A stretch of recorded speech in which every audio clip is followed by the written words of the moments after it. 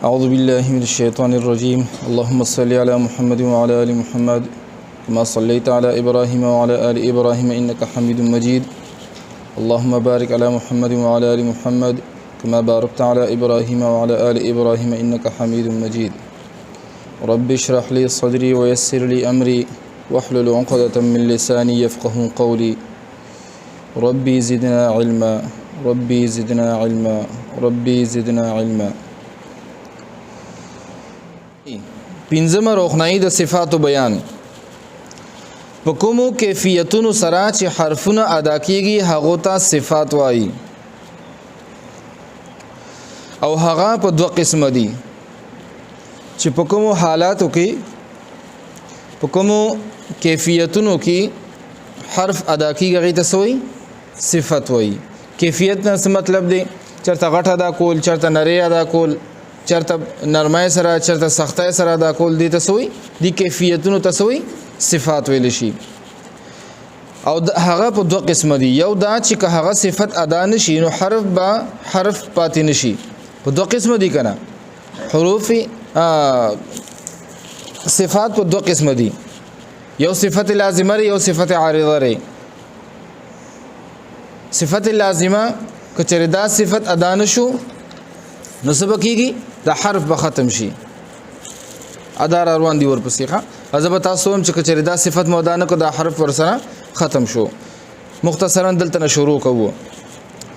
یو دا چې که هغه صفت ادا نشي نو حرف پاتې نشي. دا سي صفت ذاتیه، لازمه، ممیزه او مقومه وای.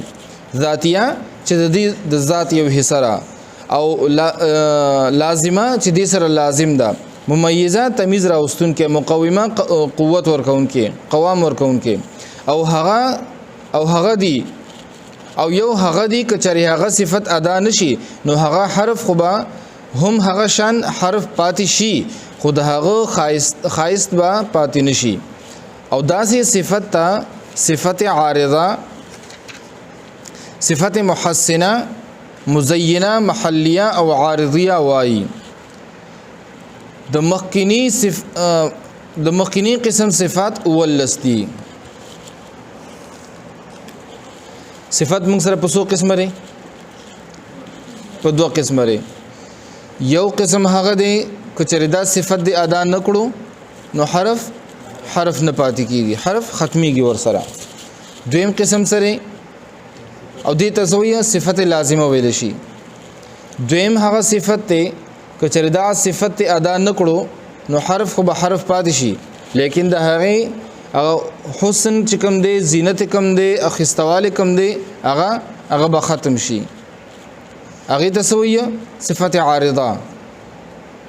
صفت عارضه کچره هغه صفت ادا نشو حرف به پاتې شي او حسن او زینت هغه به ختم شي. او دا سور دي صفت لازمه. صفات لازمه به اول وو نو دا موږ سره سور دي ولستی. صفت لازمه سور دي ولستی. او مخارج موږ سره سور دي مخارج مولستی. مخارج او صفات لازمه دا ولستی. د لومبني قسم صفات ولستی. اولنې صفت سره همسته او په کوم حرفونو کې چې دا صفت بیا مونږ شي هغه ته محموسه وایي. مطلب د دې صفت دا دی چې د دې حرفونو د ادا کولو په وخت کې आवाज په مخرج کې داسې کمزورای سره ودرېږي. دا ډومبه صفت شو. आवाज په کمزورای سره ودرېږي چې سا جاری پاتې شي. دویمه خبره سا جاری پاتې شي. ډومبه سدي چې आवाज په کمزورای سره ودرېږي. आवाज ولر دی ګوري. आवाज بودیږي سا بجاری وي. صفت ته سوچ کوی ګوره زبې ته واضح هم او تاسو بخپل سوچ کوی ورته. आवाज ودریږي سا بجاری وي. आवाज بجاری نه وي، سا بجاری وي. ښا چې سا جاری پاتې شي او په आवाज کې یو قسم خطواله وي. درې شو. आवाज په کمزورۍ سره ودریږي، سا جاری پاتې شي او بیا आवाज کې یو قسم لخ کتواله وي. او چتواله پکې نه وي، کتواله وي. او داسې حرفونه لستی حرفونه سودی لستی چې مجموعه دادا فحثه شخص سکت فحثه شخص سکت دا لس حروف دا محموسه دي چې دې کې به आवाज کې به کمزوري وي ساب جاری وي او خطواله به پکې لګو ٹھیک شو او د دې لس حروف نه علاوه څومره چې دي مجهوره دي هغه کې به بلندی وي سختی به وي او आवाज کې به یو قسم سختی وي سبب کې بند شي او دغه بشي आवाज کې به بلندی وي اوچتواله به وي فحثه شخص سکت اوس به موږ د دې مشق وو اف आवाज ودرید اف ساجاری شو اف نرمی ده आवाज کې خطواله اف دا اوچتوال چنده د حمزه دی ګوره ښه اف فاجدا کیږي आवाज خطر شي نو درې شو आवाज کمزورای سره ودرېږي سا جاری وي او بل پکې خطواله وي دا د همس صفت شو فحثه شخص سکت نو اوس د ټولو مشکو اف اث اش اخ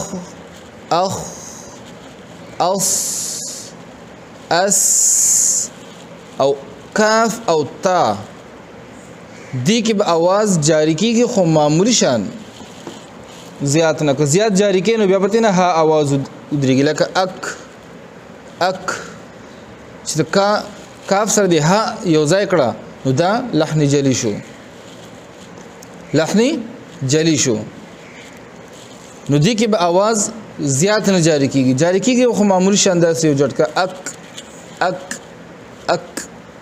اک معمولی شان زیات نه که زیات جاری کنو د ها आवाज به جوړ شي او تا هم دغه شانتی را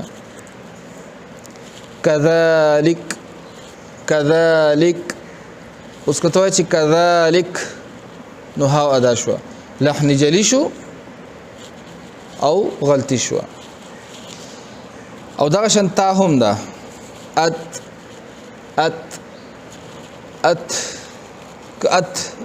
دې کنو ها ور سره ادا شو لحن جلی راځي ښه د دې به خیال ساتئ او دا نور صفات را روان یغه بیا د سانس جاری کول چې کوم دي د आवाज د سا جاری کول دا بیا باندې فحثه شخص سکت دا موږ سره لس حروف دا د همس دي همس باندې پوه شوي درې صفات لري په همس کې بیا आवाज کمزورای سره ودریدل سا جاری کیدل او आवाज کې خطواله دا درې صفت به یاد ساتي د همس یاد به کنه زه تاسو خلاصه وایم چې تاسو ذهن کې کینی دا خبره جهر مخرج دویم جهر دی او په کوم حرفونو کې چې دا صفت بیا مونږ شي هغه ته مجهوره ویل شي مطلب د دې صفت دا دی چې د دې حرفونو ادا کولو وخت کې आवाज په مخرج کې داسې قوت سره ودرېږي په همس کې مونږ سوي چې په کمزورای سره ودرېږي او په جهر کې سو په قوت سره ودرېږي چې سا جاری کېدل بند شي سا پکې هم بند شي ضعف سره ودرېږي کمزورای سره ودرېږي نو همس دی او چې قوت سره ودرېږي نو بیا سری جهر دی دغه شانتي سا جاری وي نو همس دی چې سا بند شي نو سری جهر دی او بیا یو قسم او په आवाज کې یو قسم اوچتواله وي چې خطواله راغی نو همس شو چې اوچتواله راغی نو څه شو جهر شو مجهور شو او د محموسنه سیوا علاوه باقی ټول حرفونه مجهوره دي نو فحثه شخص سکت د لس حروف د دین لري کده شپږشتو او وشتو حروفونه شپږش یو وش کنه حروف سوره دي الف با تا ثا جیم ح خ دال ذال سوره دي 29 دي 28 دي یا 29 دي 28 یا 29 نو 28 په کوم دغه کې چې حمزه او الف یو وګڼي او چې حمزه دی جدا ک الف دی جدا کنه بیا 29 یو کم دیرش دی بیا ها نو فحثه شخص سکت دا لس حروف لري کی باقی نلس حروف دا سری اتلس حروف اتلس حمزه الف بدل دی دا حمزه اتلس حروف بیا سری دا بیا مجهور دي سری مجهور دي اوس به داغي مشکوکو اف اح اث نرمی ده ساجاری کېدل دي او ورسره خطواله دي د دې په مقابله کې اوس با حمزه او با نشته په دې حروف کې فحثه شخص سکت کې باشته نشته نو مطلب دا چې با حرف مجهوره ده نو څنګه بیا کو اب سختی आवाज بند سابند سختای سره ادا شو دا درې صفت د جهر شو نو اب आवाज مدري د قوت سره او ساوم بند شو میم هم په دې کې نشته ری میم څنګه دا کی ام اف اس او اس او ورسره د دې په مقابله کې موږ واخلو جیم واخلا اج ام اق دا ټول حروف مجهوره کې راځي بیا خلاصہ کوم کیفیتونو سره چې حرف ادا کیږي هغه تسوي صفات کوم کیفیت نه مراد دي چې غټ وینا ده سختای سره وینا ده نرمای سره وینا ده نری وینا ده دي تسوي صفات ویل شي دا صفات په څو قسم دي په دوه قسم دي یو صفت کچری دا ادا نشو نو حرف ختميږي ٹھیک شو دویم صفت دا صفت کا ادا نشو نو حرف په حرف پاتې شي لیکن خستواله چې کوم دی هغه به ختم شي خستواله هغه به ختم شي نو دا په دوه قسمه باندې دي اولنی ته ویل شي صفت لازمه مقومه او دویم ته ویل شي صفت عارضه محسنه محلیه مزینه سلور نمونه دي کنه خستواله مطلب دی محسنه مزینه زینت ورکونکه اعوذ بالله من الشیطان الرجیم إن الذين آمنوا والذين هادوا والنصارى والصابئين من آمن بالله واليوم الآخر وعمل صالحا فلهم أجرهم عند ربهم ولا خوف عليهم ولا هم يحزنون وإذ أخذنا ميثاقكم ورفعنا فوقكم الطور خذوا ما آتيناكم بقوة واذكروا ما فيه لعلكم تتقون ثم توليتم من بعد ذلك فلولا فضل الله عليكم ورحمته لكنتم من الخاسرين ولقد علمتم الذين اعتدوا منكم في السبت فقلنا لهم كونوا قردة خاسئين فجعلناها نكالا لما بين يديها وما خلفها وموعظة للمتقين وإذ قال موسى لقومه إن الله يأمركم أن تذبحوا بقرة قالوا أتتخذنا هزوا قال أعوذ بالله أن أكون من الجاهلين قالوا ادع لنا ربك يبين لنا ما هي قال إنه يقول إنها بقرة لا فارض ولا بكر عوان بين ذلك فافعلوا ما تؤمرون قالوا ادع لنا ربك يبين لنا ما لونها قال إنه يقول إنها بقرة صفراء فاقع لونها تسر الناظرين قالوا ادع لنا ربك يبين لنا ما هي إن البقرة شابه علينا وإنا إن شاء